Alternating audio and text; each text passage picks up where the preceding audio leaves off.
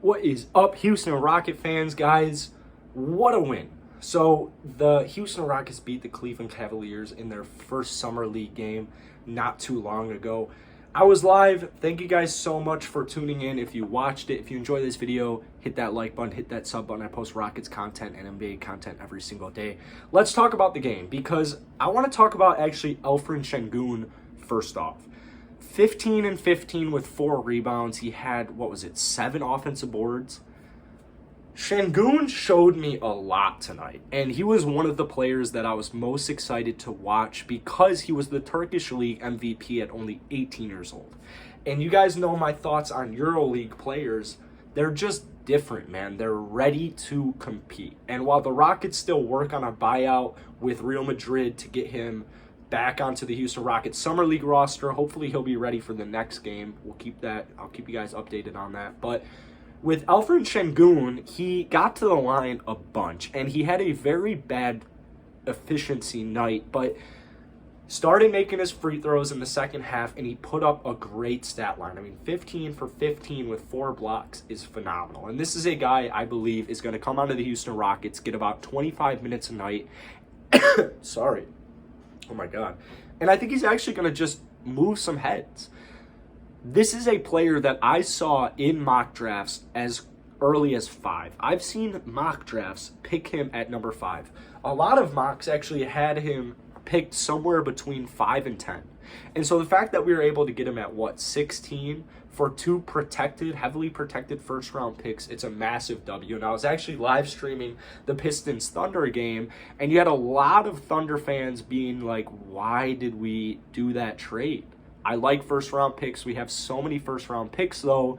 Shangoon actually looks ready to provide an immediate impact. And so just defensively, I think he needs to improve on that end, but that's what the rookie season is about. And at just 19 years old, he's literally like 2 or 3 weeks into being 19, he showed me a lot. So next up, we'll talk about Jalen Green. That's been the biggest talk. I mean, Jalen Green dropped 23. I don't believe he scored in the fourth quarter.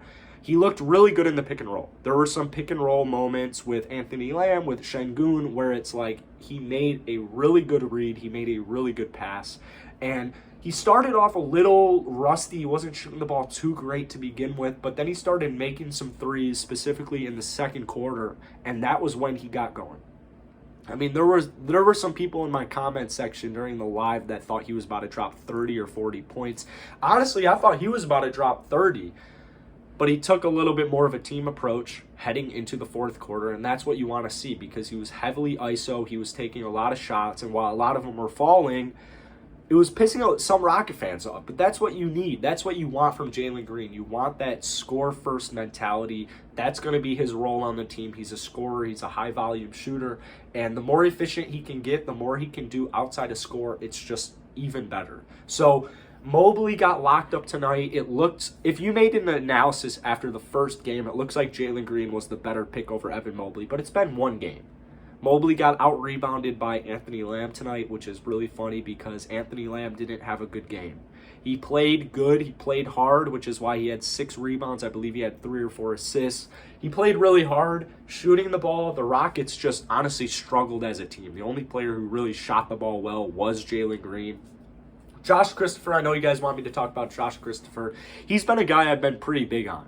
I don't know what impact he'll provide with the Houston Rockets right away. My worry, not even a worry, my thinking is that he gets sent to the G League relatively soon and gets some progression there, and then they bring him up at some point towards the later half of the season. But tonight, 5 of 15 shooting, so it wasn't a great efficiency night. However, if you break it down a little bit deeper than that, he shot 0 of 4 from deep. So let's say he shot 0 threes, 5 of 11 from the field. He was very aggressive. But if you watched my video earlier today, that was my biggest concern, is that opposing teams are going to make Josh Christopher take that three-point shot. He shot less than 30% in his last college season. So that was my big concern, is yeah, he has a ton of potential on the offensive and defensive end, but is he going to have the shot selection to make the Houston Rockets roster with legitimate minutes? That remains to be seen. However, like I said, when he was aggressive, when he was attacking, I really, really liked what I saw. He made some really nice finishes, made some nice half-court or some half-court shots. Made some nice mid-range shots. He was getting the half-court offense working, and that's exactly what you want to see from him. Also, on the defensive end, he was locking up. Josh Christopher was literally locking up players on the defensive end, and you absolutely love to see it. KJ Martin had a little bit of an injury scare there at the beginning of the game, but he looked like he's fine. He should be fine. He had a very good fourth quarter. He was taking a lot of spot-up threes, specifically in the third and second quarter, and then once he started to get a little bit more aggressive, once he started to attack, especially in the pick and roll with Jalen Green, that's where you saw him at his best. When KJ is attacking, he's really hard to stop. He still has a three-point shot, though. He kind of looks like Klay Thompson when he takes that three, and so I really, really, really liked what I saw from him tonight. Guys I wasn't so impressed with, mainly Kyrie Thomas. I saw a lot of people saying, like, let's get rid of Kyrie Thomas immediately. Also, Armani Brooks was out tonight for contact tracing, so who knows when he'll play the next game. Hopefully he is healthy. Hopefully he's good to go, but he was out for contact tracing. So Kyrie Thomas got the start at point guard tonight, and I've made videos on Kyrie Thomas. I talk about him a lot because it's a weird situation where you have a lot of Pistons fans, because he spent his first 2 seasons in Detroit, you have a lot of Pistons fans saying either he's very underrated or you have a lot of Pistons fans saying he's overrated. And he only played 5 or 6 games with us at the end of last season, which gave him a contract, and honestly, he didn't look good tonight. However, he actually looked relatively comfortable. He looked relatively confident, which is a good sign because the shots were not falling for Kyrie. He was actually really sloppy with the ball as well. So it wasn't Kyrie Thomas's best game. I don't believe he should be cut or anything like that. I think he has potential. Just my biggest concern is I don't know if he has that much potential. We'll see with the summer league games continuing. We'll see with preseason games. We'll see how he is next season. But Kyrie Thomas might be, I don't want to say the word overhyped, but we may have expectations a little too high with Kyrie Thomas. However, he is a solid age where you should see some improvements. Like I said, Usman Garuba, they're still working on a buyout with Real Madrid, so hopefully we see him. He's on the roster, so hopefully we do actually end up seeing him. But from the Rockets as a whole, it was a solid game. They just shot poorly. Matthew Hurt, I made a video about Matthew Hurt today, saying I'm really excited about him because he led the ACC in scoring, and the ACC is a good basketball conference. That is not a feat or a statistic that I think should be overlooked. However, tonight, I believe he only took 1 shot, and it was a corner 3. It was relatively contested.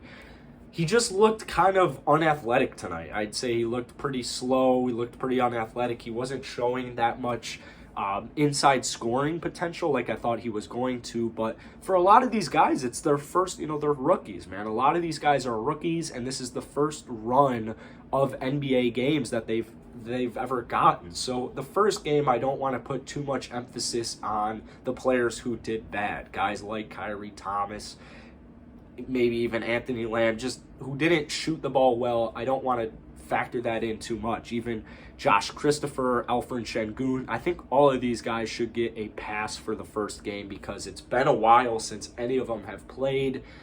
You're trying to adjust to the NBA speed. But I think altogether, the Houston Rockets showed me a lot tonight. Also, the fact that they were able to just win the game after playing so poor. Isaac Okoro for the Cavs played pretty solid. Evan Mobley was getting locked up. I believe he shot 6 of 17. He had a couple of blocks. He had some good blocks, but he had some good pick and roll dunk lobs. But outside of that, he was really getting shut down by the Rockets interior, which was weird because we got out-rebounded. There were some times tonight where I felt like we were just like, they'd take a shot, they'd get the rebound, they'd take another shot, they'd get the rebound. And a lot of it just kind of felt like last season. And this has been a big concern of mine, is that we're not big whatsoever. And that's why I was really hoping that Matthew Hurt was a good player, because he is 6'9". He's a pretty big guy. He can make that open 3, can make a contested 3. So if Matthew Hurt can mold into what we're expecting him to kind of play like, we've got something on our hands. However, next season, it's looking...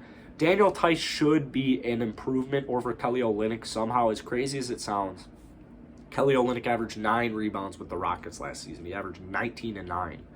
I think Daniel Tice is an upgrade for that category. So it's not too much to really stress about in the Summer League because our biggest guy is Alfred Shangoon, and our second biggest guy is Matthew Hurt. And with Usman Garuba not playing, it's like we don't really have many big bodies. Outside of KJ, KJ isn't necessarily a big body. He's he's a freak athlete, but he isn't really, he's not like he's a 7-footer. The Rockets don't have any 7-footers.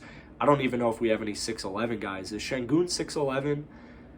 That's my one concern. However, the Rockets, they're not going for a title championship. They're not going for the NBA Finals this season. So if it was the start of last season and you still have PJ Tucker as your center, then I would be freaking out. But right now, this is all about progression. It's all about development. It's all about that type of stuff. So I think the Rockets had a very, very promising first game. Next game, I will be live for it, and I will keep you guys updated. I'll do a preview. I'll do a recap. I'll do all that stuff. But I got to say, I give the Houston Rockets a grade of probably a B+ tonight just because they came together as a team and they got the job done. But it was pretty sloppy. There were some sloppy moments, but got to ride off it, man. It was a good game. First game is a win, H-Town. It was a great first game. So let me know down below what grade you would give their first game in the Summer League, and I'll see you guys tomorrow.